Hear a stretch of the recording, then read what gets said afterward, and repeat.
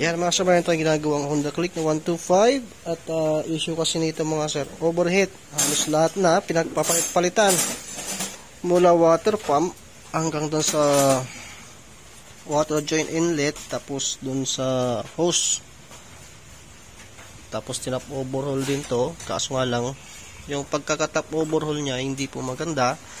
Gawa kasi na yung kanyang gasket mga sir ay nilalagyan ng yung ano ba to, yung sealant. Ayan, dapat kapag once na nagtatap overhaul kayo, huwag nyo na itong ibabalik. Mas maganda magpalit na kayo ng bago kasi useless po ito mga sir. Kasi yung mga gasket na ganyan, lalo kung hindi naman siya beta gray ganun, siya lumulubo pag nainitan. Diyan na yung nagsisimula o diyan napapasok yung ating coolant dito sa sa mga butas o di kaya yung pressure nung piston natin, pumapasok yan dito. Magkakaroon siya ng hangin hanggang sa bubulwak yung coolant natin. Itatap nun sa reserve, yung sa reserve na yung hose natin, hanggang sa hindi mo makikita, kulat ka na lang, lagi nag-overheat pero wala naman leak. Dahil po yan dito. Ibig sabihin, singaw po siya, hindi siya maganda, kaya huwag nyo gagamitan ng ganito kasi useless po yan. Kawawa po yung customer natin. Dapat bago lagi yan. Hanggang dito. Ngayon, gagawin natin, papalit tayo ng gasket, up and down, base to cylinder gasket, tapos gagawin natin dito. Ayan. Medyo mahirap na linisan to. Kaya natado naman dito sa sa water jacket niya na overheat talaga siya. Sa kaso niya ito pinagawa, naabot ng 15 days kaso ganun pa rin naging issue. Kaya ngayon, itutuwid natin or ipiperfect natin. Ito, lilinisan natin mabuti to. Gasket lang ipapalitan natin ito. Wala tayong ibang gagawin kundi yung gasket lang. Overheat kasi ito bulwak. Kumbaga, tawagin bulwak siya. Yan, kaya pagka magtatap overhaul kayo, kung ibabalik yung gasket dapat bago lagi. Ngayon kung sakaling lahat okay na, tapos bulwak pa rin, i-check nyo yung thermostat. Minsan ito rin yung isa sa problema. Hindi siya parang nagsasirculate. Kapag ka ganon, ang thermostat naman, pagka ito ang problema, hawakan nyo lang yung pinakataas na hose. Ito, kailangan mainit yung makina. Saka ito, hawakan nyo, dapat parehas siya, mainit yan. Unang-unang iinit yung hose sa taas, pangalawa sa baba. Yan yung aalamin nyo dyan. Hawakan nyo, dapat mainit parehas.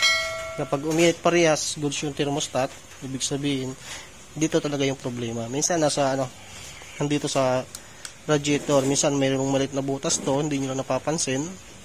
Isa rin yan sa sa issue. Pero nakikita ko dito wala namang problema to. Ito lang talaga yung gasket, hindi siya pero kung lahat nalinisan nyo na tapos ganun pa rin, maaaring na-encounter ko na rin halos lahat, ginawa ko lahat ng paraan na alam ko, kaso overheat pa rin. Ginawa ko, pinalitan ko lang cylinder head, pero hindi ko siya pinabili, binigyan ko na lang siya ng cylinder head. Ayun, nawala yung overheat niya. Isa rin to, lalo pagka malaki na yung bingkong niyan, mahirap nang habulin kasi ninipis na siya. I-presyo nito nasa nasa 2.8 to 3.5 ganyan ang presyo nito. Hindi ko siya pinabili, binigyan ko na lang siya. Basta basta gawa sa amin.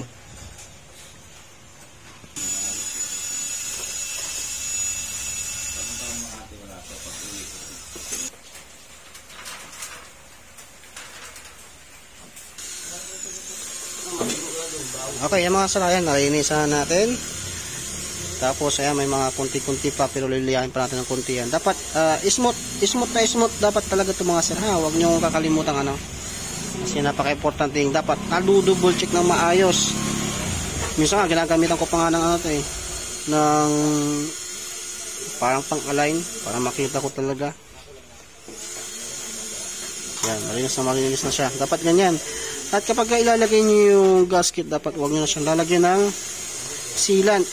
Ginagawa ko doon, langis nga lang nilalagay ko doon Pinapayaran ko siya ng langis, saka ko siya ibabalik ng saka ko siya ikakabit. Huwag nyo na lalagyan ng silicone gasket kasi hindi naman po obra yan. Kapag nilagyan ng silicone gasket, yung mga tira ng silicone gasket kapag umipit na, pupunta sa butas. Ngayon pagka once na natanggal, yung pumunta dito sa butas na Vita-Gray or yung silicone gasket, hihigupin ni thermostat, babara sa thermostat, si thermostat na naman ang masisira. Kung hindi masisira yung thermostat, ipupunta niya yan sa radiator. Yung radiator kasi ang liliit ng mga rose niyan, maaring bumara yung doon uli, kaya hindi pwede talaga lagyan ng ng sealant. Yan, lalagyan natin yung mga bagong gasket. Ito yung code.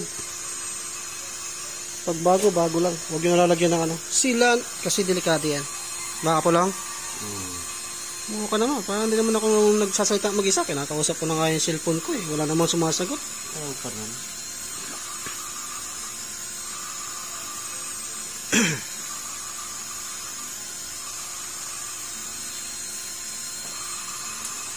Pupunta nila, meron na. Wala.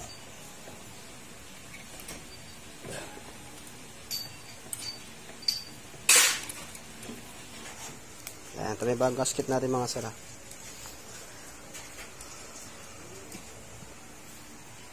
Yan, ginagawa namin langis lang po mga sir. Purpose kasi natin ng langis, paglalagay dyan. In case na mali po ang, o di kaya, example na lang, nakalimutan mo yung dowel. Langis yung nilalagay namin, kapag tinanggal mo, hindi masisira yung, o di kaya hindi yan may stress yung gasket. Kaya langis yung nilalagay namin. Kasi natutuyo naman yan pag nainitan na. Kasi napakamahal kasi yung gasket na rin.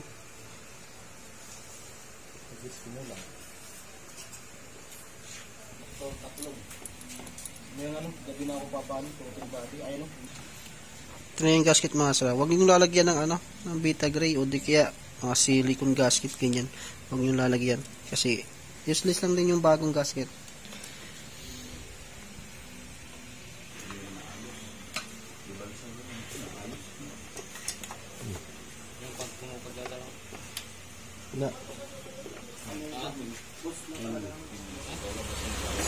Okay, yan mga sir, maandar na.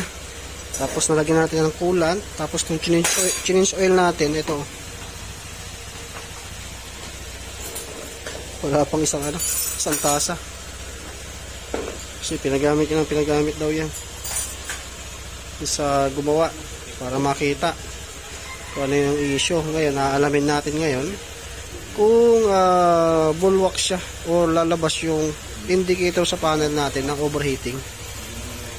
Yan. Tapos naka-open na na radiator, makikita mo diyan kung talagang bumubulok or kumukulo.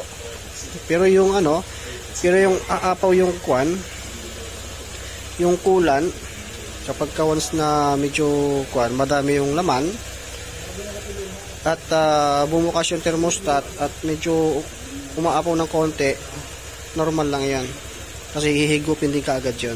Huwag lang yung kumukulo. Kaya tignan natin. Painitin muna natin kasi malamig pa yan.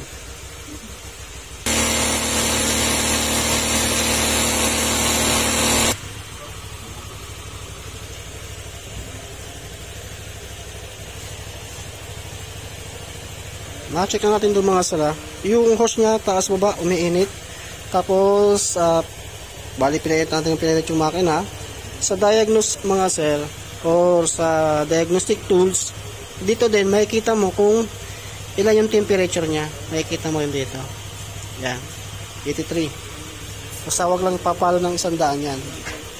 Dahil overheating yan. Yung sa 83, kapag once na pinulrave mo naman siya, lalakas na naman yung cooling system ng fan, lalamig na naman yung niya. Yan, nag-82 siya. Pagka pinapulrave mo, ibig sabihin good siya. Kaya kapag nakaminor lang siya, mas malakas yung yung init ng makina kasi kunti lang yung cooling system dahil kanyang fan nakasabay sa ikot ng makina.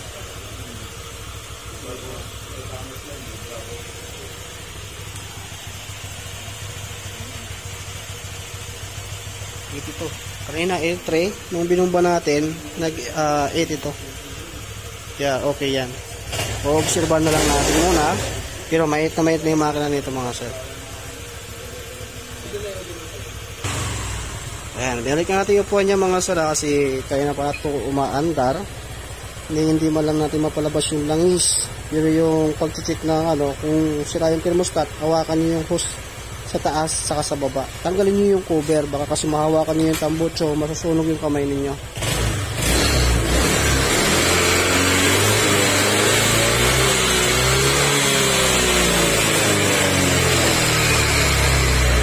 Kung sakali naman nakasinton stand at bibirit kayo, huwag nyo ipo-full rev. Kumbaga,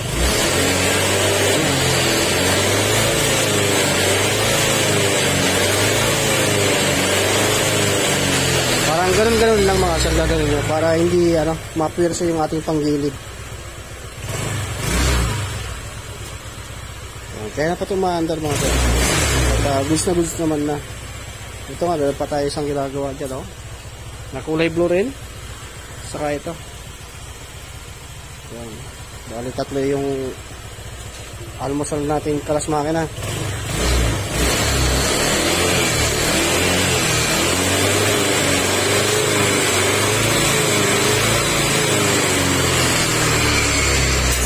Goods na to mga sir.